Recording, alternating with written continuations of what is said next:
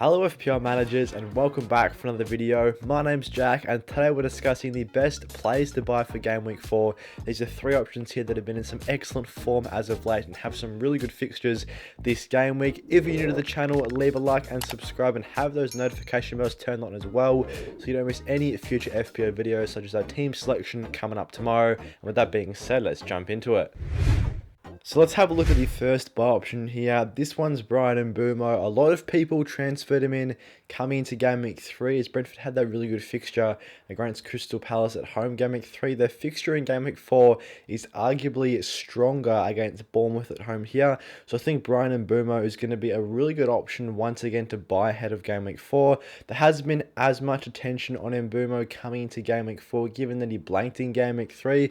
A lot more attention has gone to those midfielders that performed very, very well last week. Whether that's Bruno Fernandes, he was excellent for Manchester United. Rashford was able to get himself a couple of assists. Maddison obviously was superb for Spurs, which we'll discuss in a bit, as was Sterling, who we'll discuss as well. Brian Mbeumo, despite blanking Game Week 3, still has the best underlying numbers out of any player in the Premier League. His price has already risen up 0.3 mil to 6.8 mil in the midfield, and his ownership has also got pretty high up to 25.1%. But if you still don't have Brian Mbeumo in the team, I would encourage managers to get him in, as not only are Brentford's fixtures good this week, they're also very, very good in the long term. And Mbeumo has the highest expected goal involvement of any player so far this season with 3.13. He's converted both his penalty chances. He's also got himself another goal against Fulham from open play, totaling up for 3 goals in the season. 25 FPL points makes him one of the highest scoring players as well in the first few weeks. His expected FPL points also rank amongst the top players so far across the first 3 matches with over 25 expected FPL points. So he's really, really good in terms of underlying numbers.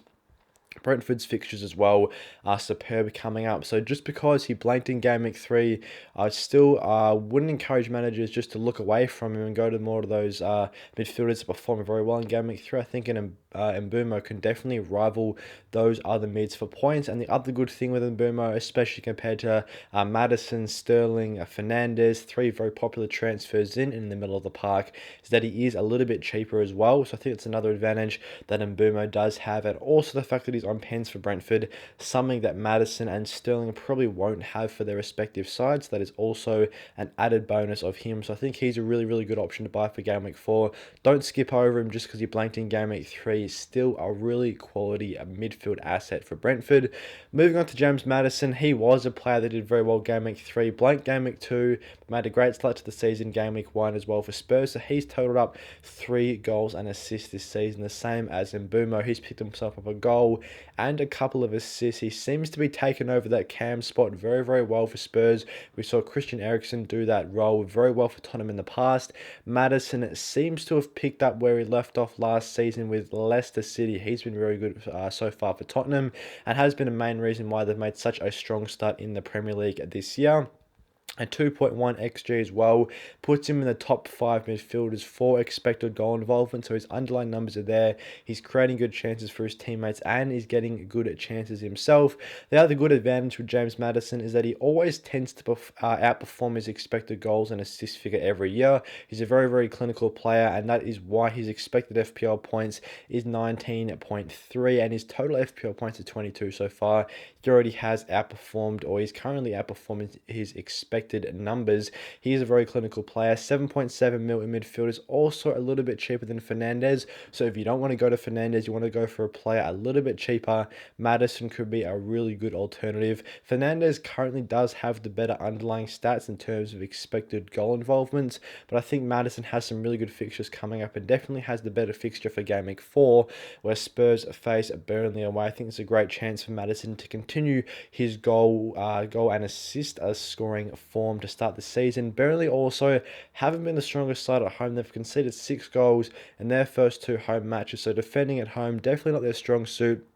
I think Spurs could put quite a few goals past Burnley in this game. Wouldn't be surprised if Maddison could pick up yet another goal or an assist given this fixture. His ownership is still quite low as well, 18.3%. His price has risen 0.2 since the start of the season. So obviously a lot of managers are looking to get him into the sides, but his ownership's still nowhere near as high as some of those other popular midfielders, whether it's Mbeumo, Rashford, Saka. There's a lot less ownership than those lads, even Fernandes as well. So I think Maddison could be a nice semi-differential in midfield. If you don't currently have him in, definitely worthwhile bringing him into the team. I think he's a good option, especially for this week, given his fixture of Burnley away. There was a bit of uncertainty around him coming into the season to see how well he'd fit into this Spurs team, but the underlying numbers are there, the fixtures are there, and he's been able to put goals and assists on the board early for Spurs. So I think Maddison a really good option to consider for game week 4. And Raheem Sterling as well, coming in at a price in between Mbeumo's and Maddison's at just 7.1 mil.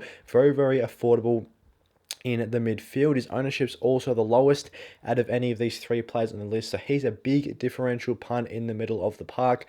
11.5% ownership, and he's a midfielder that has the best fixtures across the next 5 weeks out of any of these three midfielders on this list here. I think Chelsea do have the best next 5 fixtures out of any team in the Premier League. Nottingham Forest at home game week 4 is a really good fixture for Chelsea. Raheem Sterling has been excellent, especially in his last couple of games. Unlucky not to have any goals or assists against West Ham in game week 2. Won the penalty for Chelsea, which Nicholas Jackson did miss, so he should have had an assist in that week as well. Unfortunately, no FPL returns for him in game week 2, but he really came to the fore game week 3. Picked up 19 FPL points, was absolutely superb. He's picked up 3 goals and assists combined in that game, so he was very, very impressive for Chelsea.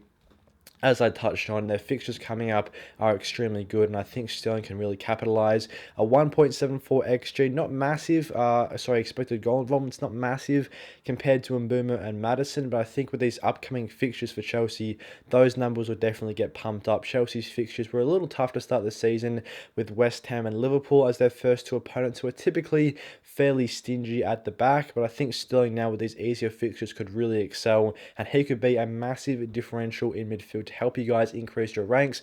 A lot lower owned than Maddison and Mbeumo, of course, a lot of those other popular mids which I've discussed. 11.5% ownership, extremely low. He's obviously very, very affordable. A lot of people are looking to sell Rashford after he's been a bit underwhelming this season. Sterling could be a good replacement option there. At 2 mil less, you can really afford a quality upgrade elsewhere in the side. So I think Raheem Sterling at this price point is such a good option. 5.1 predicted points in game week 4, also a fairly solid number. He does have one of the highest predicted points numbers across the next 5 weeks of any midfielder in the game. I believe only Mo Salah has a higher predicted points across the next 5 weeks out of mids in FPL when compared to Sterling. So I think for that reason, Sterling a really good option. He's got excellent points potential across the next 5, a big differential midfield. And finally, after putting goals and assists on the board last week in game week 3, you can build off that and become a really quality FPL asset for Chelsea. We haven't really seen Sterling find this form since his time at Man City, so to see him start consistently playing well across the last couple of games, he's put up goals and assists. It's really good to see. I like his price this year as well, a lot lower than previous seasons. He's a lot more of a viable option. Sterling could be a huge differential in the middle of the park.